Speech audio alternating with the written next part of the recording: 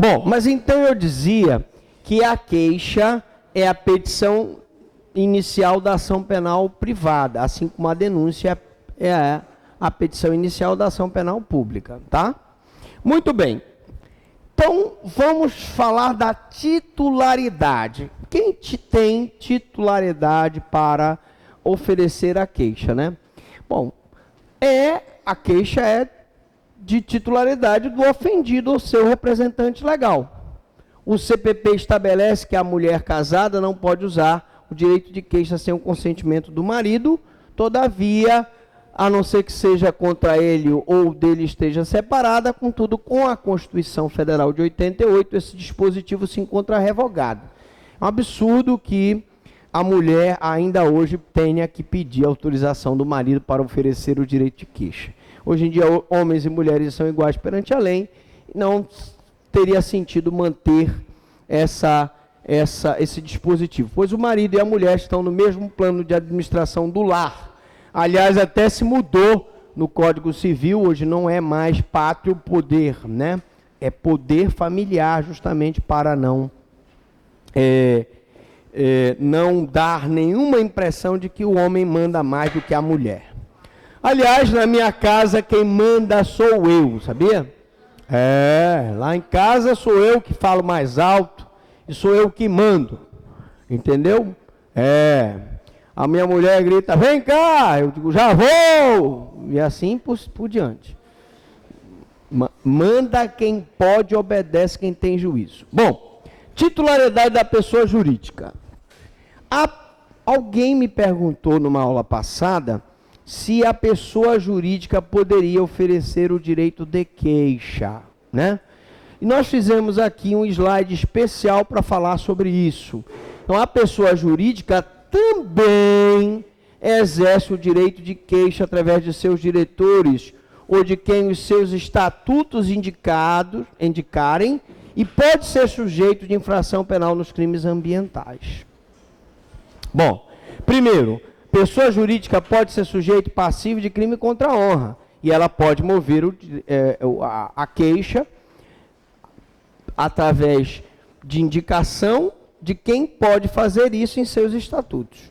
Bom, algum dos diretores vai ter esse poder de mover o direito de queixa. E também a pessoa jurídica pode ser sujeito ativo nos crimes ambientais. Aí você me pergunta, mas professor Franklin, qual seria a punição para a pessoa jurídica? Muito fácil. A pessoa jurídica pode ser punida como? Interdição da atividade dela ou até o fechamento da empresa. Tá? Muito bem, é a responsabilidade criminal da pessoa jurídica. Muito bem.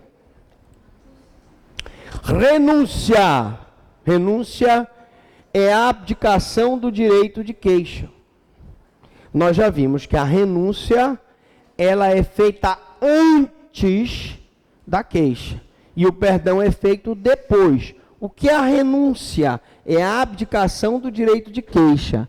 No caso de ação penal pública, o promotor não pode renunciar o direito de mover a ação penal pública, porque aqui ele não pode renunciar por conta do princípio da legalidade ou da obrigatoriedade.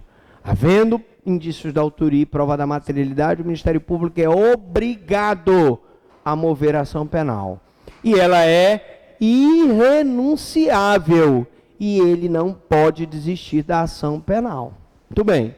Então, mas o particular tem a disponibilidade da ação penal privada. Não vigora o princípio da obrigatoriedade. Ele não é obrigado a mover. Vigora o princípio da conveniência da ação penal privada. Se for conveniente para ele, ele move. Se não for, ele não move. Muito bem. Renúncia. Então, o Instituto da Renúncia se harmoniza com o princípio da conveniência e oportunidade inerentes ao crime de ação penal privada.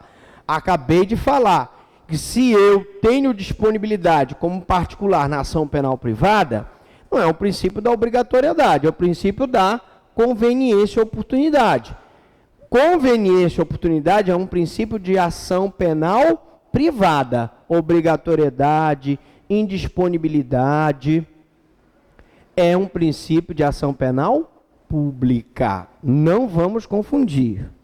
Bom, então a renúncia, evidentemente, é anterior ao direito de queixa. Em caso de concurso de pessoas, a renúncia em relação a um se estenderá a todos. O que significa isso? A renúncia é indivisível. A renúncia em relação a um se estenderá a todos quando se tratar de concurso de pessoas. Eu não posso renunciar em relação a Pedro e continuar movendo ação penal em relação a Paulo. Por quê? Porque a renúncia é indivisível. Ou eu movo a ação contra todos, ou eu renuncio à ação contra todos. Eu não posso processar um e deixar um de fora. Ao contrário da ação penal pública, que é divisível, podendo o Ministério Público mover a ação contra o primeiro autor e deixar para ditar a denúncia em relação aos demais que não foram identificados por ocasião da propositura da ação penal, na queixa não. A renúncia é indivisível, tá certo? Então, em caso de concurso de pessoas, a renúncia em relação a um se estenderá a todos, em decorrência do princípio da indivisibilidade, que faz com que a ação penal seja proposta contra todos os participantes da conduta típica. A ação penal privada, porque a ação penal pública é divisível. O Ministério Público pode oferecer a denúncia contra A e depois aditar a denúncia incluindo B, C, D, E e quantos mais coautores forem identificados. Na próxima aula nós vamos ver a ação penal parte 4, né? Aqui na verdade é parte 4. Pergunta, alguma dúvida, alguma pergunta? Falem agora ou se calem